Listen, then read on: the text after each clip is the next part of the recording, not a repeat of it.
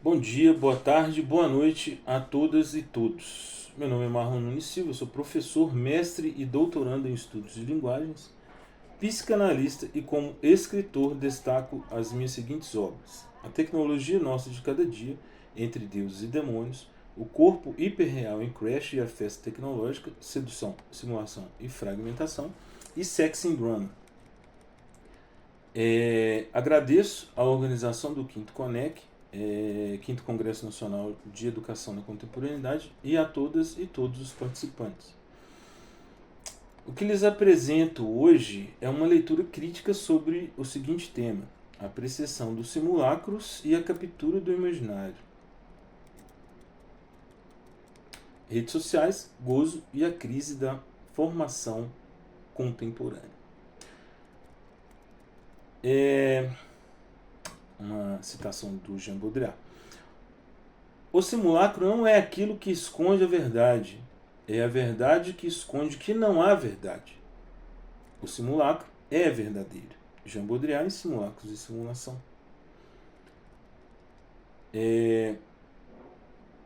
Permitam-me começar com uma cena que muitos de vocês, professores, certamente reconhecerão.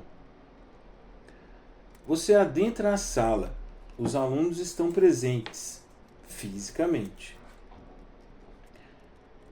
Corpos sentados, olhos às vezes voltados para você, outras vezes deslizando em direção a uma tela. Mas algo essencial parece ausente. Não se trata de desatenção no sentido antigo, aquela distração do aluno que sonhava acordado olhando pela janela. Trata-se de algo mais radical, uma forma de presença que é, ao mesmo tempo, uma ausência estrutural. O aluno está ali, mas o seu desejo, esse motor insubstituível de qualquer processo de formação genuína, parece capturado em outro lugar, em outro espaço, em outro tempo. Num espaço que não é espaço, num tempo que não é tempo, o espaço-tempo das redes sociais. Esse minicurso, essa palestra, nasce dessa cena e tenta pensá-la. Para isso, precisaremos transitar por 3 territórios teóricos que, à primeira vista, podem parecer distantes entre si, mas que guardam, como pretendo mostrar, uma articulação subterrânea e produtiva. A teoria dos simulacros, de Jean Baudrillard, o conceito lacaniano de gozo e a tradição filosófica da formação como processo de constituição do sujeito pelo encontro com o outro, com a diferença, com o que resiste. Minha tese central é a seguinte: as redes sociais produzem uma captura do imaginário que opera como obstáculo estrutural à formação, não por razões morais ou geracionais, mas por razões propriamente psíquicas e semióticas. Porque elas substituem o encontro com o real pelo espelho incessante do semelhante, e porque oferecem ao sujeito contemporâneo uma forma de gozo que dispensa justamente a travessia do outro. Jean Baudrillard, em Simulacros e Simulação, elabora uma genealogia das imagens, que é, ao mesmo tempo, uma diagnose da modernidade tardia. Ele propõe 4 fases ou estágios pelos quais a imagem passa em sua relação com o real. Na primeira fase, a imagem é o reflexo de uma realidade profunda. Ela representa, ainda que de modo imperfeito, algo que existe fora dela. Na segunda fase, a imagem mascara e deforma essa realidade profunda. Ela já não é pura representação, mas começa a distorcê-la. Na terceira fase, a imagem mascara a ausência de realidade profunda. Ela simula que há algo a representar quando já não há. E na quarta fase, a mais radical e a que nos interessa diretamente, a imagem não tem relação com qualquer realidade. Ela é seu próprio simulacro puro. Ela é o próprio mapa que precede o território. ou seja, a precessão dos simulacros. A expressão precessão dos simulacros é o ponto crucial. Em astronomia, precessão designa o fenômeno pelo qual um eixo de rotação antecipa o movimento que deveria segui-lo. Baudrillard usa a seguinte metáfora para dizer que, na cultura contemporânea, o modelo, a representação, o próprio simulacro, precede o real que supostamente deveria representar. O real não existe mais como fundamento, ele é o produto, o efeito retroativo do simulacro. Como ele mesmo enuncia, ou seja, como nas palavras de Baudrillard, estamos diante de uma substituição do real por seus signos, antes mesmo que o real se produza.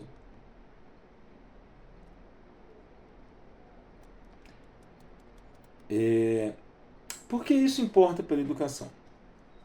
Resposta: porque a formação, em qualquer de suas concepções sérias, de Platão a Hegel, por exemplo, ou de Humboldt a Adorno, por exemplo, pressupõe uma relação com o real.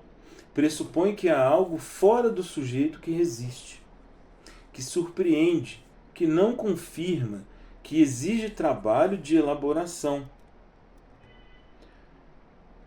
A Bildung, ou a formação hegeliana, como um movimento dialético do espírito que se aliena no objeto para retornar a si enriquecido ou mais enriquecido, só funciona porque o objeto oferece resistência.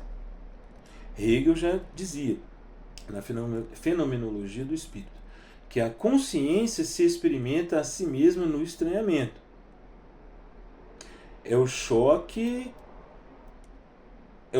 com o diferente que produz autoconhecimento. Pois bem, o que acontece quando o ambiente em que o sujeito se move, digital, algoritmo, especular, foi construído para eliminar sistematicamente esse estranhamento?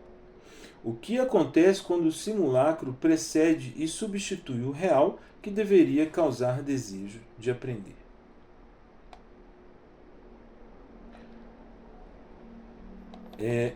Antes de chegarmos ao gozo lacaniano, é preciso passar por uma estação intermediária.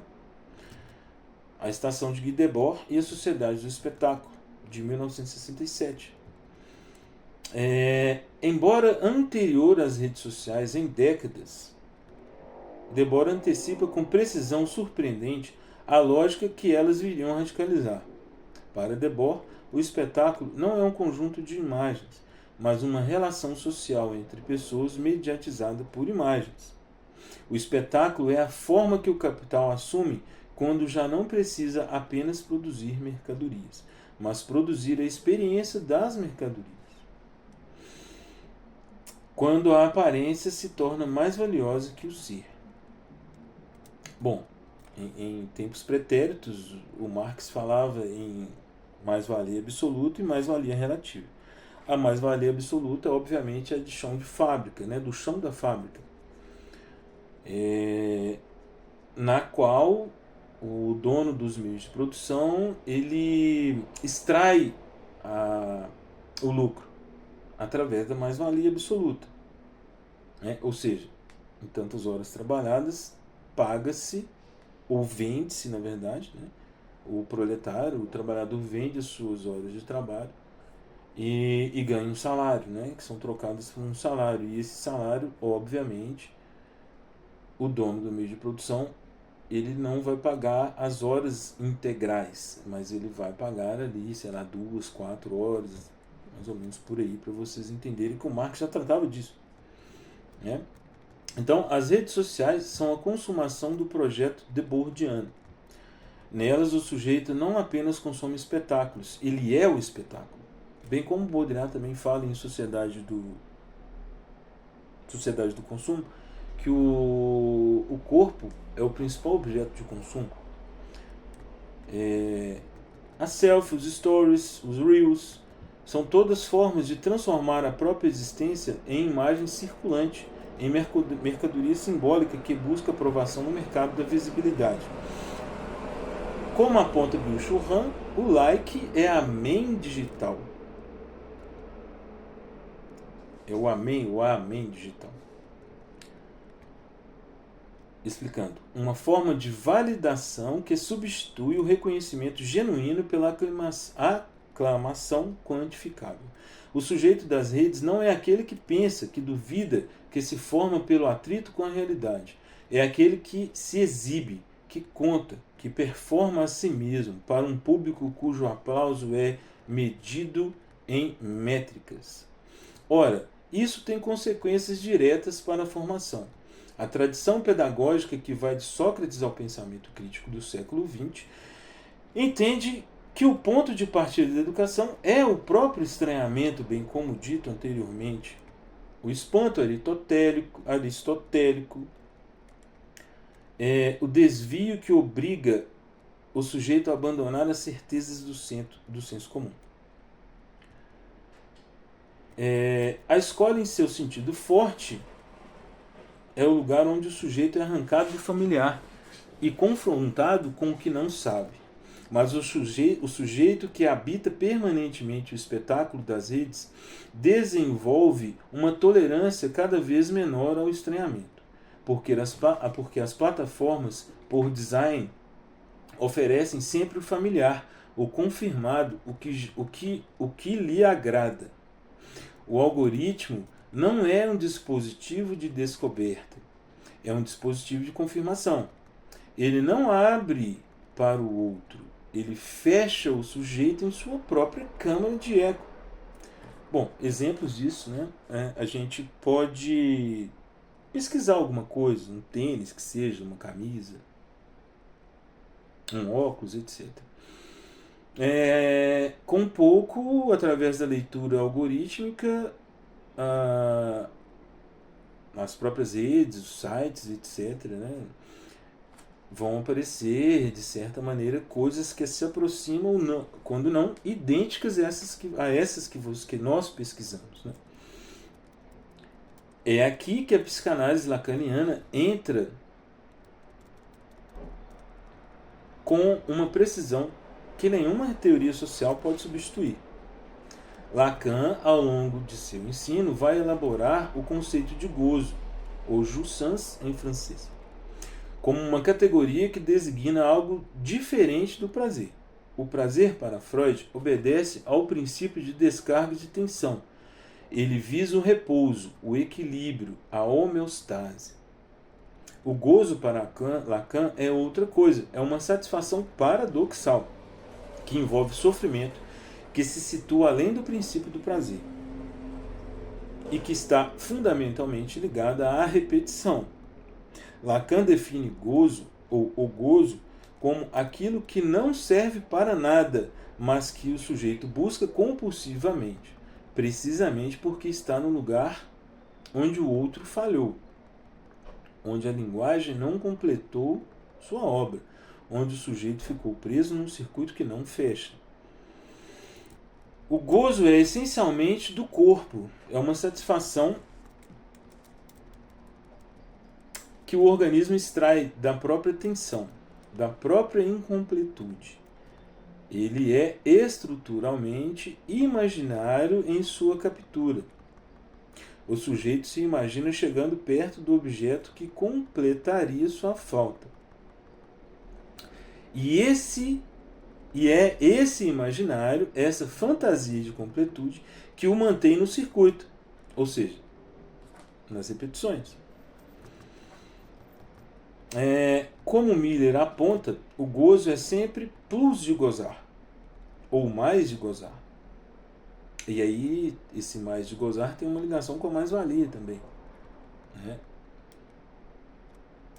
Porque o próprio Lacan afirma que, antes de Freud, o Marx já havia detectado o sintoma. Né? Bom, o sujeito não chega ao gozo pleno, mas obtém um suplemento, um excedente que o mantém girando no mesmo lugar. As redes sociais, entendidas à luz desse conceito, revelam-se como máquinas extraordinariamente eficientes de captura do gozo. Elas funcionam como dispositivos de gozo imaginário em pelo menos 3 dimensões fundamentais. a dimensão do espelho. Ou seja, o registro imaginário, como ocorre, né? O registro imaginário lacaniano é o registro das identificações, das imagens, da relação especular com o semelhante. No estágio do espelho, o infante se constitui como eu ao ver sua imagem unificada refletida. Mas essa unificação é sempre precária, sempre ameaçada, sempre dependente do olhar do outro. As redes sociais perpetuam e industrializam esse estágio do espelho. Oferecem ao sujeito uma imagem de si curvada pelo olhar dos outros, né? Na imagem dos likes, dos seguidores, dos comentários.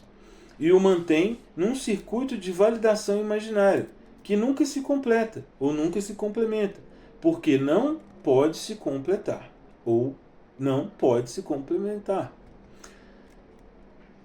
O eu das redes é estruturalmente um eu espectral, ou seja, construído para o olhar alheio, sustentado pelo reconhecimento que nunca satisfaz plenamente. Sustentado pelo reconhecimento que nunca satisfaz plenamente. Dimensão da pulsão escópica. O Lacan, comentando Freud no Seminário 11, desenvolve a pulsão escópica, ou o olhar como pulsão, e mostra que ela obedece a uma estrutura circular, em que o sujeito é ao mesmo tempo aquele que vê e aquele que se faz ver. No campo escópico, o olhar está do lado das coisas. O sujeito é olhado pelo mundo antes de poder olhá-lo. As redes sociais exploram essa estrutura ao máximo. Elas produzem um ambiente onde ser visto equivale a existir, onde a invisibilidade digital é uma forma de inexistência. O sujeito não acessa as redes para conhecer o mundo. Isto é, acessa para ser visto, para confirmar que existe no olhar do outro. Dimensão da compulsão à repetição. O design das plataformas, o scroll infinito, as notificações, o sistema de recompensa variável, imita com precisão assustadora a estrutura do circuito pulsional. Não é acidente isso. Claro, os engenheiros do Vale do Silício estudaram Skinner, estudaram as pesquisas sobre dopamina e construíram dispositivos que exploram sistematicamente os mecanismos da compulsão. O sujeito rola o feed sem saber bem o que procura, e é exatamente esse não saber que o mantém no circuito. Ele busca o objeto que completaria sua falta, e a plataforma garante que ele nunca o encontre, apenas que se aproxime o suficiente para continuar procurando nesse ciclo vicioso. Ciclo ou círculo, né? Que dá na mesma. Com esses três instrumentos conceituais, a precessão dos simulacros, a sociedade do espetáculo e o gozo como captura imaginária, podemos agora formular com precisão o que está em crise na educação contemporânea. Vejam só. A formação no sentido forte que a tradição filosófica alemã legou à pedagogia pressupõe três condições que as redes sociais sistematicamente solapsam.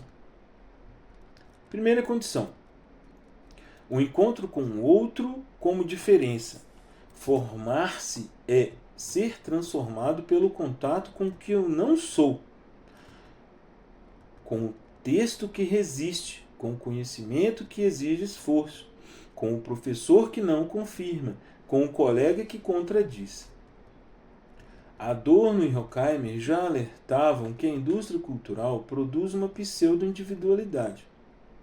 O sujeito se acredita único quando, na verdade, consome produtos padronizados que confirmam o que ele próprio já pensa. As redes sociais levaram essa lógica ao extremo. O algoritmo é uma máquina de confirmar, de espelhar, de desenvolver ao sujeito sempre uma versão amplificada de si mesmo. O outro das redes não é o outro com uma autoridade, pois é sim o semelhante como espelho.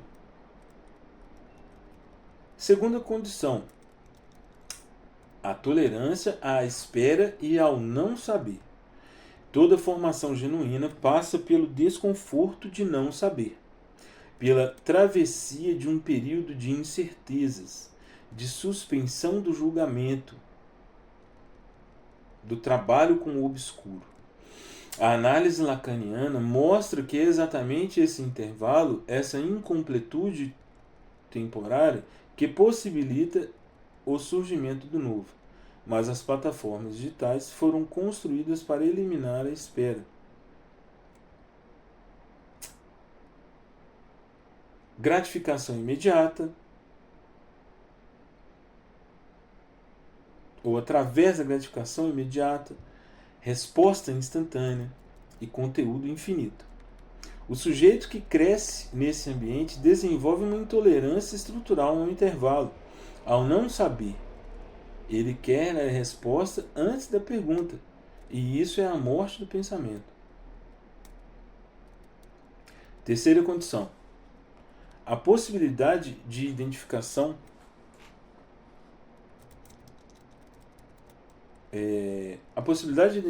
com o ideal e não apenas com o semelhante. A formação exige que o sujeito possa se identificar com algo que o ultrapassa, com um ideal, com um valor, com uma figura que representa o que ele não é, ou o que ele ainda não é, mas pode vir a ser. É o que Freud chamou de identificação ao ideal do eu. Ela é o motor da aspiração, da busca por superação. As redes sociais pervertem essa estrutura ao produzirem uma inflação de imagens ideais. Os influenciadores, os perfis perfeitos, os corpos e vidas curados para o olhar, que não são figuras do ideal no sentido formativo, mas simulacros do ideal. Imagens sem substância, que produzem inveja e inadequação sem inspiração genuína. Como observa Han, o sujeito do desempenho, que acredita ser livre, é na verdade escravo de si mesmo, escravo de uma imagem de si que nunca pode alcançar. Diante desse quadro, o professor se encontra numa posição particularmente difícil. Ele representa, pela própria função que ocupa, a demanda de que o sujeito renuncie a uma parte do gozo imediato em favor de um bem diferido. O saber, a formação, o crescimento. É o que Freud chamava de Triebwerkzeit, a renúncia pulsional que a civilização exige e que a educação media. Reiterando, o que Freud chamava de a renúncia pulsional que a civilização exige e que a educação media. Mas quando o sujeito tem à sua disposição uma máquina que oferece gozo sem renúncia, prazer sem trabalho, reconhecimento sem mérito, imagem sem substância, a demanda educativa torna-se estruturalmente desvantajosa. Reiterando, a demanda educativa torna-se estruturalmente desvantajosa. O professor não compete com um colega mais interessante, nem com uma matéria mais divertida. Ele compete com um dispositivo que foi construído por bilhões de dólares e décadas de pesquisa em psicologia comportamental para ser irresistível ao aparelho psíquico humano. Nenhum professor, por mais talentoso que seja, pode competir com o scroll infinito no plano da gratificação imediata. Mas, e aqui reside a saída. Essa não é a aposta da formação genuína. A aposta da formação não é ser mais prazerosa que o prazer fácil, é ser verdadeira. É oferecer ao sujeito algo que as redes não podem oferecer, ou seja, o encontro com o real. Um texto que resiste, um problema que não tem solução fácil, uma pergunta que não pode ser respondida com uma busca rápida. Uma relação de transferência em que o professor, ao não responder de imediato, ao criar um intervalo, ao sustentar o não saber, abre o espaço para que o desejo do aluno se mova. É nesse vácuo criado pela recusa do gozo imediato que a educação pode ainda acontecer. Lacan, comentando a ética da psicanálise, propõe como única medida do desejo a pergunta: agiste em conformidade com o desejo que habita? Transposta para a pedagogia, essa pergunta se torna: o que você faz com o seu desejo de saber? Você o transmitiu ou o escondeu atrás da técnica, do currículo, da avaliação? Porque é o desejo do professor, não de uma competência técnica, não de seu domínio do conteúdo, que nasce o desejo do aluno. Reitero, porque é do desejo do professor que nasce o desejo do aluno. E o desejo, diferente do gozo, é sempre desejo do outro. Ele se acende no contato com alguém que também deseja.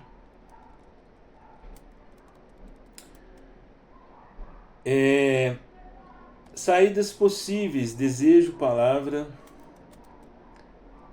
e retorno ao real. Não tenho, e seria desonesto fingir que tenho, receitas pedagógicas ou mesmo psicanalíticas para o problema que descrevi, mas tenho, com base na articulação teórica que tentei construir, algumas proposições para o debate. Primeira proposição: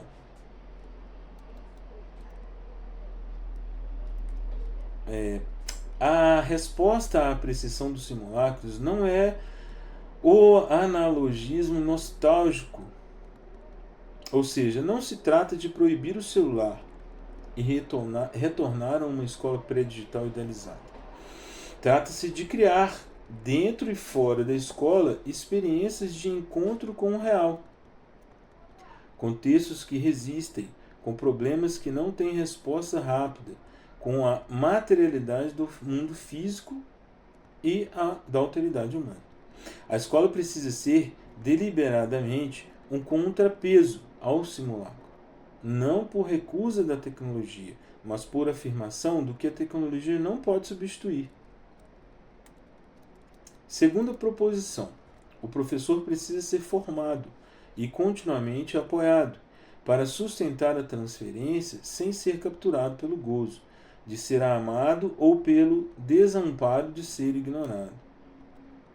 Isso exige espaços de elaboração clínica e teórica que a formação docente raramente oferece. A psicanálise aplicada à educação não visa psicanalizar os alunos na escola, ou, quiçá, os professores. Visa oferecer ao professor instrumentos para reconhecer os circuitos de gozo que atravessam a sala de aula e para não se deixar governar por eles. Terceira proposição: a crise da formação não é apenas pedagógica, é civilizatória. Ela diz respeito ao que Freud chamou de mal-estar na civilização. Ou seja, a tensão irresolvível entre as exigências da vida em comum e as demandas pulsionais do indivíduo. As redes sociais intensificaram essa tensão ao criar um espaço onde as exigências da civilização parecem suspensas, onde o gozo pode ser buscado sem mediação, sem lei, sem espera. Reintroduzir a mediação, a espera, a lei é a tarefa de toda a educação que ainda se pretende formativa, mas não como repressão, não como condição de repressão, mas como condição do desejo. O que ainda pode a palavra? Termino com uma imagem e uma aposta. A imagem, Baudrillard, ao descrever a precessão dos simulacros, toma como exemplo o mapa de Borges. Um mapa tão perfeito, tão detalhado, que termina por cobrir inteiramente o território que deveria representar. Quando o mapa cobre o território desaparece. O simulacro devora o real. Mas Baudrillard acrescenta, e isso é fundamental. São os farrapos do mapa que apodrecem lentamente sobre a extensão do território.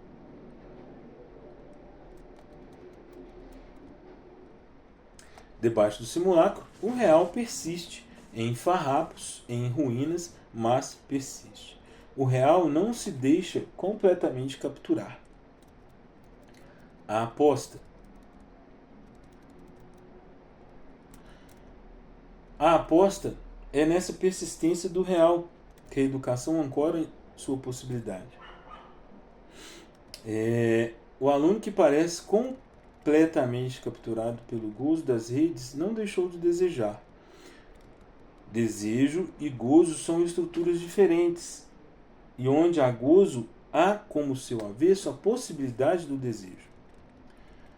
O professor que consegue criar um intervalo, que sustenta o silêncio antes da resposta, que oferece a sua própria incerteza como convite ao pensamento. Esse professor pode ainda, num momento contingente, acender algo. Claro que não sempre. Claro que não em todos. Claro que não de modo completo. Mas o impossível, como nos ensinou Freud, não é razão para desistir. É a condição mesma dentro da qual o desejo, quando existe, vale mais. Bom, então a gente tem aí alguns livros que foram utilizados para essa explanação, né? Dialética do Esclarecimento, Fragmentos Filosóficos, do Adorno e do Horkheimer, Simulacros e Simulação, do Jean Baudrillard, Sociedade do Espetáculo, do Debord, O Mal-Estar na Civilização, do Sigmund Freud, Análise Terminável e Interminável, também do Freud, No Enxame, do Bill Churran, A Sociedade do Cansaço, também do Bill Churran, Fenomenologia do Espírito, do Hegel, Seminário Livro 17 do Lacan, Seminário Livro 11 do Lacan, Seminário Livro 20 do Lacan, Estimidade do Jacques Lamillard, tá bom? Então é isso, queria agradecê-los mais uma vez aí, agradecer principalmente a organização do Conec e aos que me verão aí a qualquer momento, meus agradecimentos. E quaisquer dúvidas ou curiosidades sobre as minhas pesquisas, sobre as minhas obras, vocês podem digitar o meu nome em qualquer plataforma, seja Google, etc., que vocês vão achar aí as minhas produções, o meu site, né? Se alguém precisar de atendimento psicanalítico também. Então é isso. Muito obrigado. Um abraço a todos.